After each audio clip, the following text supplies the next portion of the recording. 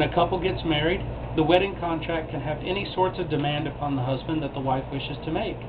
And this can include that he only take her as a wife, and he will not take a second wife while married to her. There is nothing in Islam that prohibits such a request. It is the wife's right to ask such things of her husband as a condition to the marriage contract.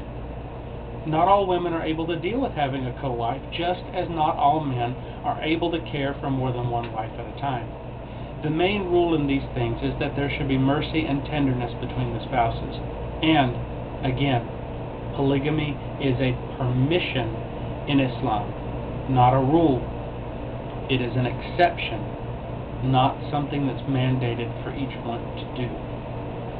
So, I don't want guys running around there saying, I can have 4 wives, so let me go ahead and marry 4 wives.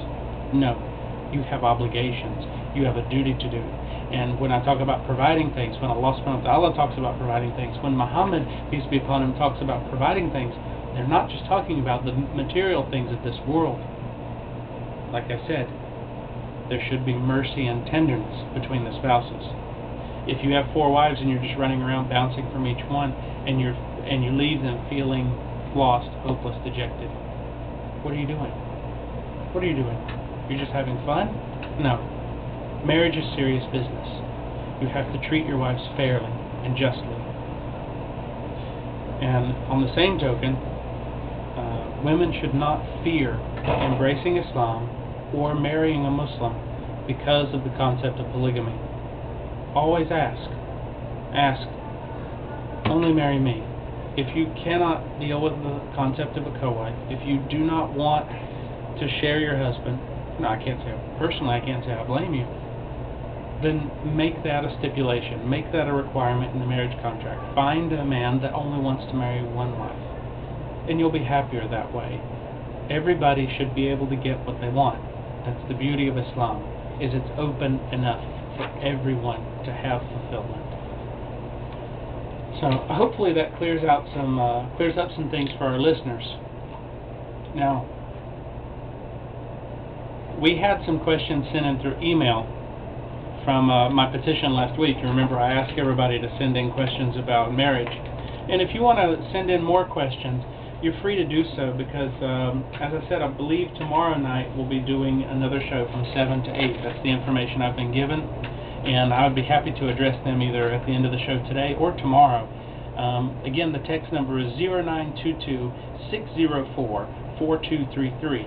One more time, that's 0922-604-4233. And of course, our email address is islamradio@yahoo.com. That's islamradio@yahoo.com. Now, I posted this request to the LiveJournal community Muslims. Now, LiveJournal is an online community where everybody gets to write their own blogs and such, and the community Muslims is one that supported the program through prayers and through email support and congratulations since the very first show. And so I like to involve them. Now, a lot of our international listeners ask questions. They're deep, and they should help everyone get a better look into how marriage in Islam works. I was really pleased with the reaction and response that we received. We're not experts here, so for us to talk an hour about marriage when I haven't had the years and years of experience that it really takes to speak deeply about it would be a disservice to our listeners. It was a lot easier to look at the questions, as well as some that I selected from online scholar question and answer sites, and then find real answers from established experts. I researched answers from great scholars of Islam, such as Mufti Ibrahim Desai, Imam Zaid Shakir, Sheikh Yusuf Estes, and dozens of others, so that I could bring the best possible answer to each question. Now, I hope we're able to do them all justice. So, first thing, now, the first question is, we hear a lot about polygamy in Islam. Why can't women marry more than one man? Now, this question is really easy to answer because it's part of the story about how Imam Abu Hanifa took his name. Now, the whole story, Abu Hanifa is an unusual name because it means the father of Hanifa, and Hanifa was his daughter. Now, his original name was Numan bin Thabit bin Zutta bin Mah. Now, It was not the custom in those days to do this, to name yourself after your daughter. Normally the name would be the father of the name of the son, so it would have been Ibn Zayd if his son's name was Zayd. Now how this came about is very enlightening. One day the great Imam Abu Hanifa was asked a question that for the first time in his illustrious career he was not able to answer. The question was, why were women forbidden to marry more than one husband at a time? Now I'll try to make a long story short here. I know, too late. Abu Hanifa had a daughter, Hanifa. She said that she knew the answer and would solve this question if her father would make a promise to her that if she succeeded in solving this, he would then assure her a place in history. And Abu Hanifa agreed, because he loved his daughter. She gathered a group of women together and gave them each a cup. Then she brought in a large bowl of milk and asked them to dip their cups in the milk and fill their cups. They did so. Then she asked them to pour the milk back into the bowl. They did this too.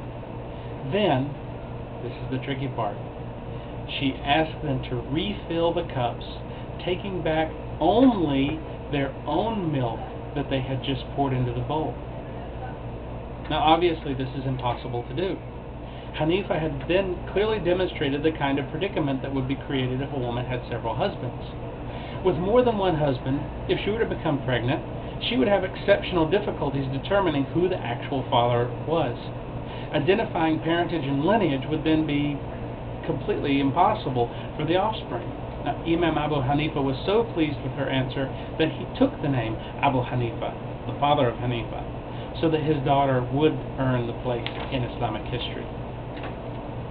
Some people argue that DNA testing allow for parentage to be determined, but that still does not change the fact that sons and daughters have unique relationships with their father that differ from the relationships with their mothers. The fact is that half-daughters and half-sons with the same mother and different fathers would compete with each other over who has a better father in ways that half-siblings of different mothers do not do. It would create a kind of struggle and fitna that would destroy a family and eventually an entire community. It is prohibited in Islam to conceal or confuse the lineage of a person, partially due to inheritance laws and partially due to the laws of mahram. How much more confusing would the lineage of a person be with multiple fathers in a house and one mother? Besides that, there is no natural reason for multiple husbands as exists the reason for multiple wives. Okay, the next question is a woman legally responsible financially for supporting her spouse even if she married a poor man and she has money? Now we know that the Prophet Muhammad, peace be upon him, married Khadija, may Allah be pleased with her, and that she was much wealthier than he was. This did not absolve him of the responsibility to provide for her. Beyond that, we look at the commands of Allah. In the Qur'an, chapter 4, verse 34, it states, "Men are the supporters of women, because Allah has stowed on one more than the other, and for what they have to provide for them from their sources. So the righteous women are obedient and protect in the absence of their husband that which God ordains to be protected." The reason that men have been given authority over their wives is that they are completely financially responsible for their wives. Even if a woman is wealthy, she is not required to spend any of her money to support the family. No, the obligation falls completely on her husband. She may share him the responsibility if she wants, but this is not an obligation. Her own money is hers to use as she chooses, and her husband can't take it without her permission.